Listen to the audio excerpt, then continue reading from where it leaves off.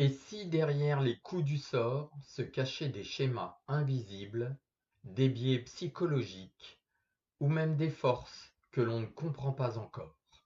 Dans ce podcast, on part à la recherche des causes du pas de bol entre hasard, science et superstition pour comprendre pourquoi certains semblent nés sous une mauvaise étoile et surtout comment inverser le cours du destin.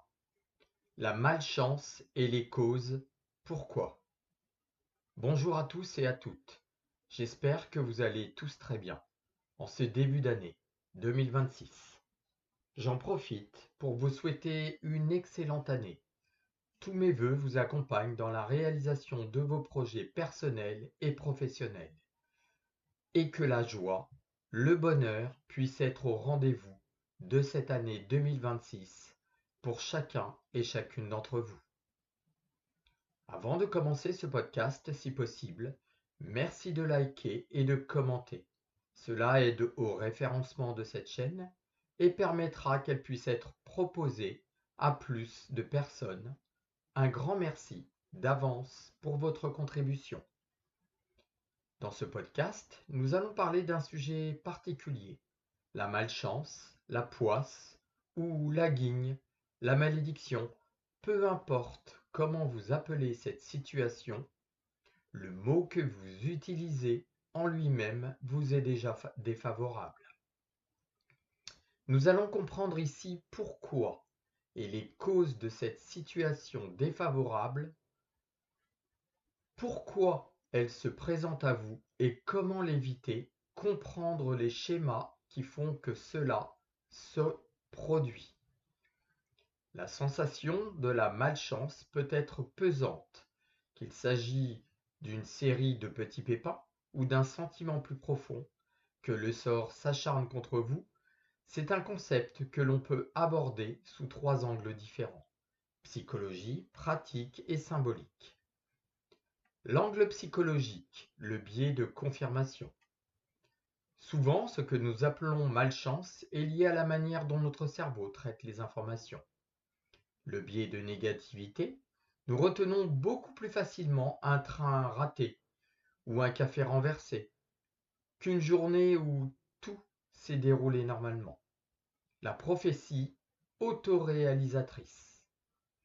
À force de se dire je n'ai jamais de chance, on devient plus anxieux, on fait moins attention et on finit par provoquer involontairement les erreurs que l'on redoutait. L'angle pratique, la loi des séries. En mathématiques et en statistiques, les événements ne se répartissent pas de manière parfaitement régulière. Il est tout à fait normal de vivre des périodes de calme plat, suivies de tunnels où les problèmes s'accumulent. La fameuse loi Murphy. Ce n'est pas une malédiction, c'est une fluctuation statique naturelle. Comment inverser la tendance? S'il est possible de contrôler le hasard, on peut changer sa posture face à lui. Le recadrage. Quand un imprévu survient, essayez de vous demander qu'est-ce que je peux contrôler ici? On passe alors d'une position de victime à une position d'acteur.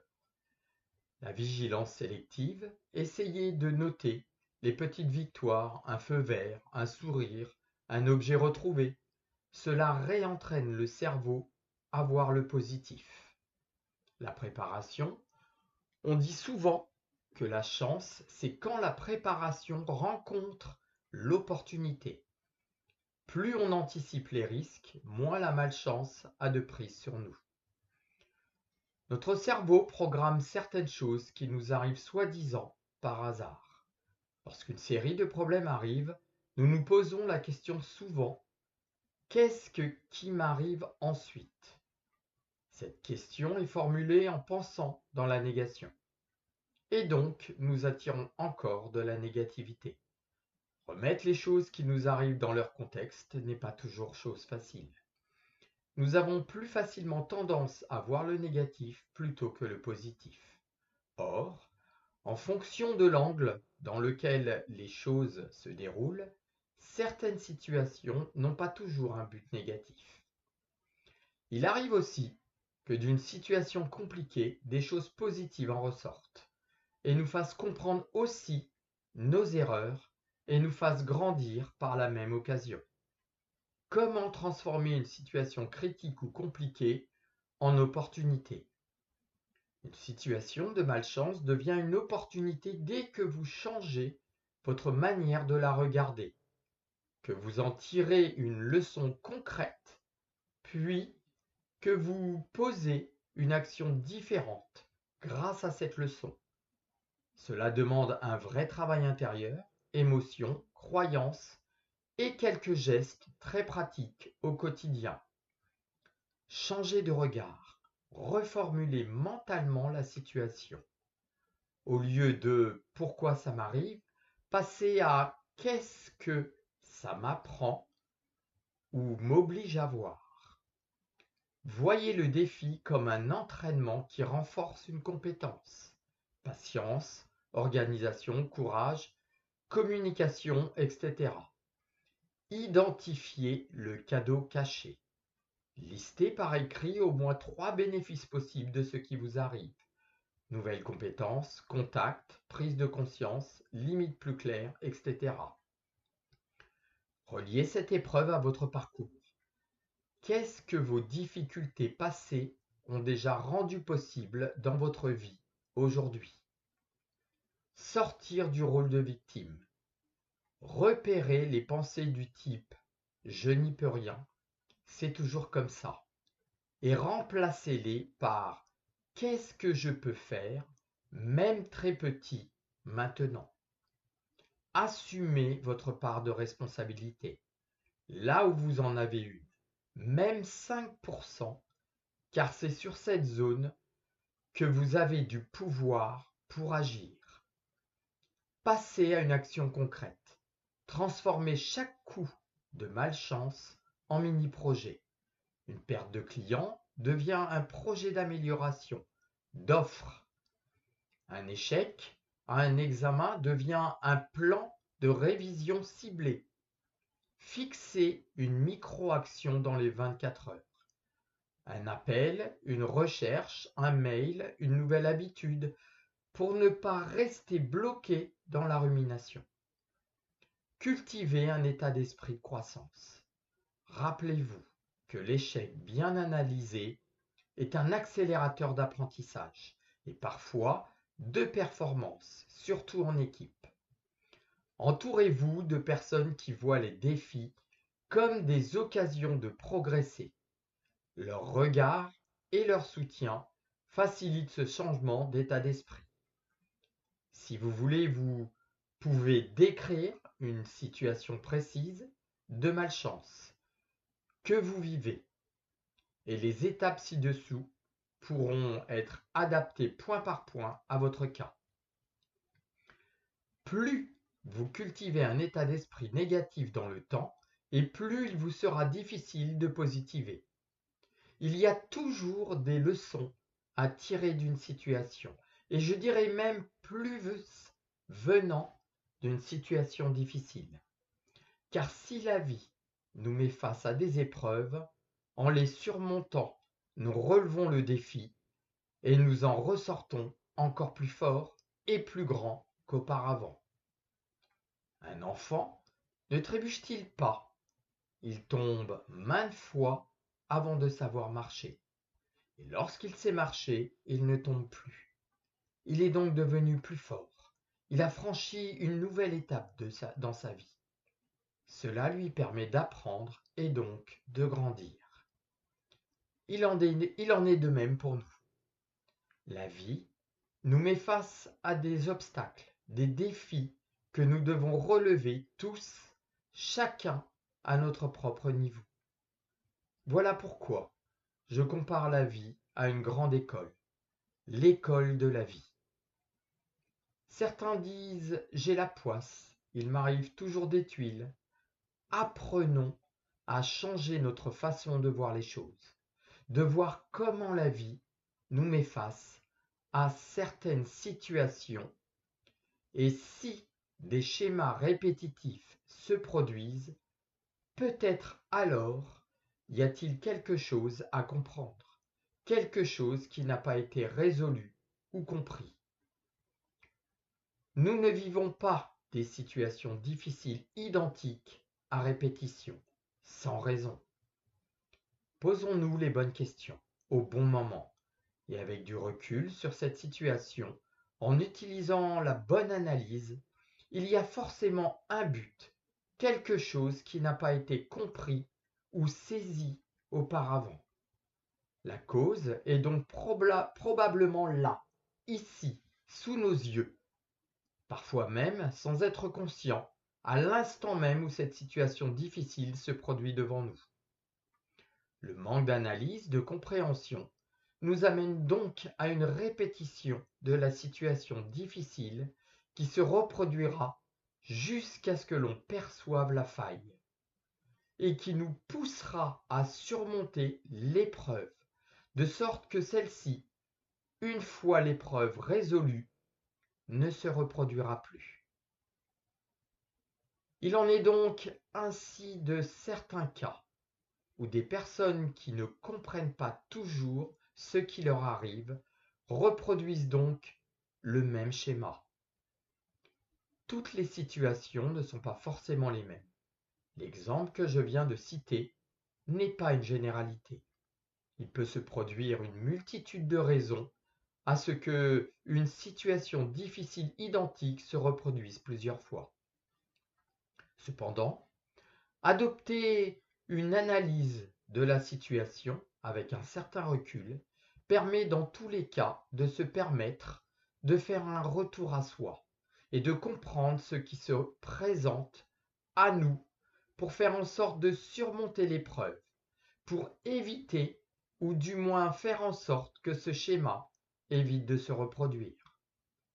Adopter un comportement positif, un changement de regard sur cette situation, en fonction de ce qui arrive, de ce qui se présente, apprendre à tirer une conclusion, une compréhension, se poser les bonnes questions.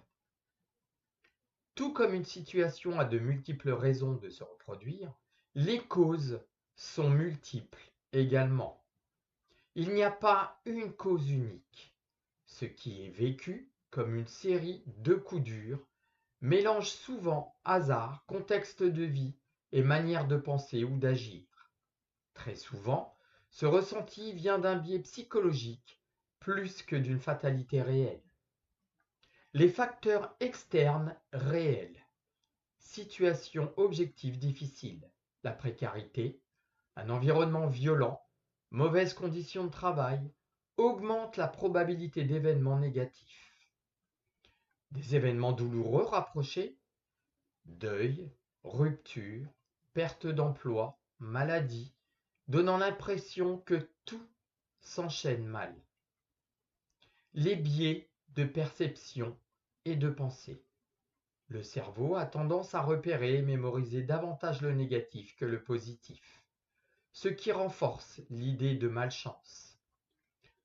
Certains styles de pensée, pessimisme, généralisation, c'est toujours comme ça, croyance au destin malchanceux, font voir des lois de série les unes derrière les autres.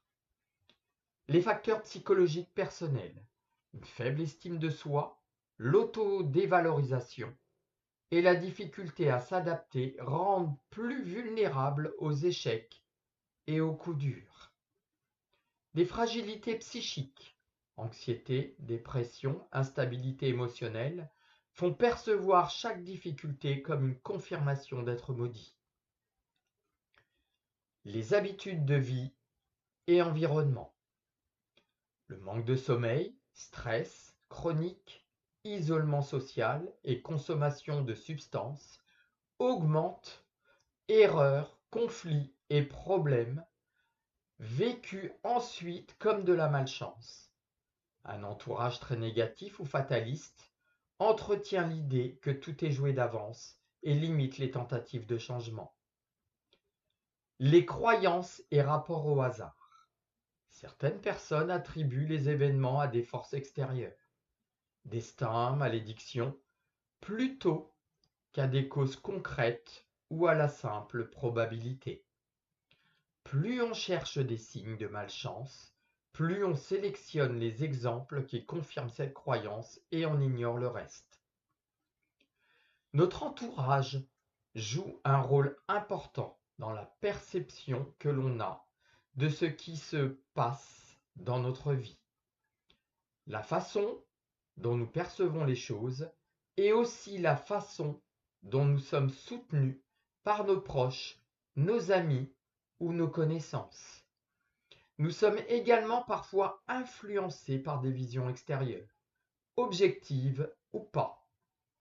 Par conséquent, notre perception est plus ou moins ou positive ou négative par rapport à ce qui nous arrive.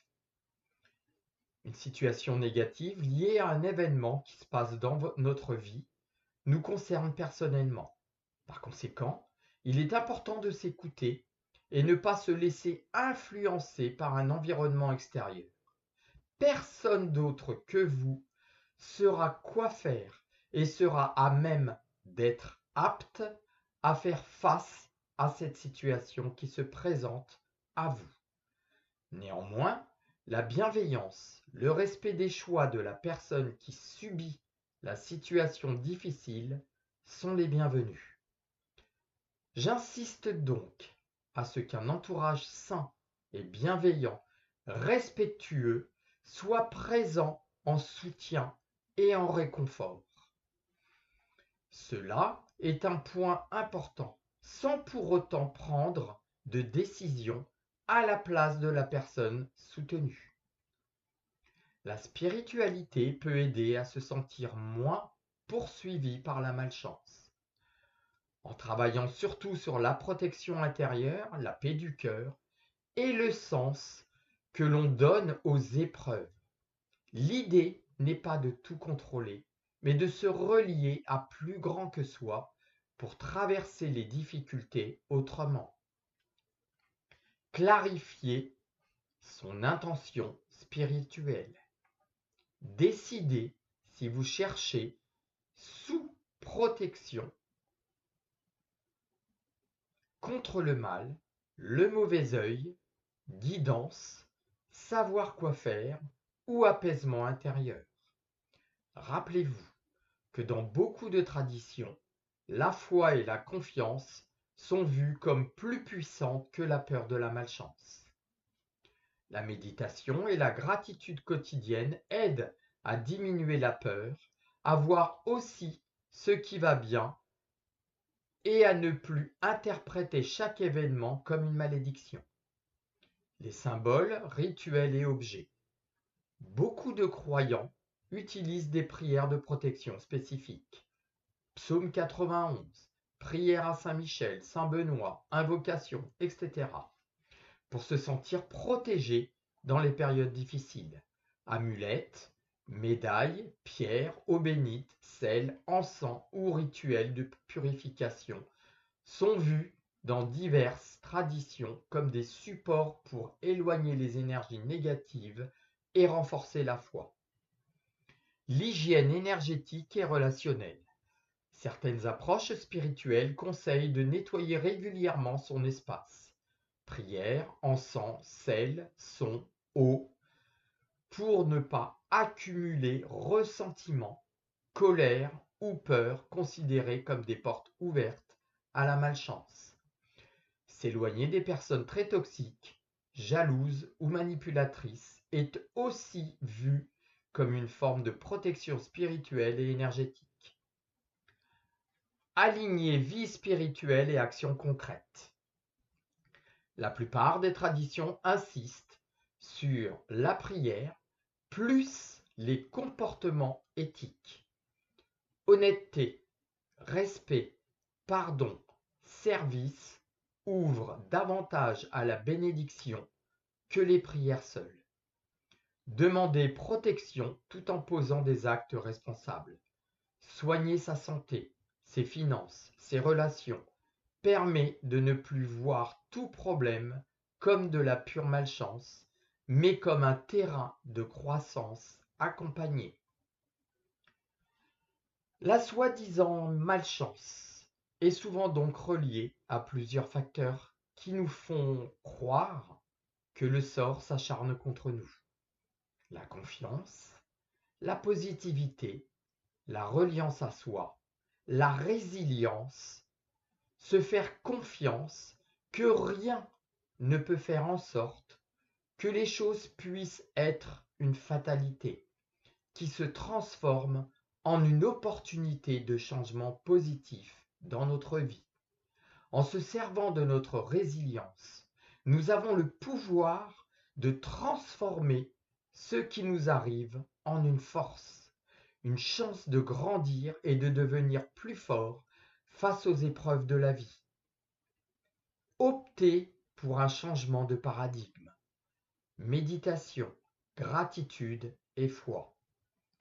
Méditation, respiration consciente et visualisation de lumière autour de soi sont des outils spirituels puissants pour apaiser la peur, renforcer la confiance et se sentir protégé. Pratique de gratitude, aumône, charité ou service aux autres sont souvent considérés comme ouvrant des portes de la bénédiction et comme une façon d'attirer une meilleure fortune. L'hygiène spirituelle au quotidien. Choisir ses fréquentations. Éviter les lieux ou pratiques qui vont clairement à l'encontre de ses valeurs. Et limiter les pensées de haine ou de jalousie font partie d'une hygiène spirituelle qui vise à réduire les sources de négativité. Associer ces outils spirituels à des actions concrètes. Organisation, formation, soin de soi permet de ne pas tout attribuer à la malchance, mais de reprendre progressivement du pouvoir sur sa vie. Voilà, j'espère vous avoir donné quelques pistes pour vous aider à comprendre certains modes de fonctionnement liés à notre comportement au quotidien. Dans ce podcast, je parle uniquement de situations simples du quotidien reliées à notre société. Si vous avez des questions, n'hésitez pas à me les faire parvenir dans les commentaires. Je prendrai le temps de vous répondre. Merci de m'avoir écouté et comme toujours, je vous laisse en description de ce podcast mes coordonnées. Si vous souhaitez me joindre, je réalise des soins à distance ou en présentiel, ainsi que des protocoles de protection, etc. N'hésitez pas à me joindre pour de plus amples renseignements sur mes pratiques et mes services. Je vous dis à bientôt dans un prochain podcast.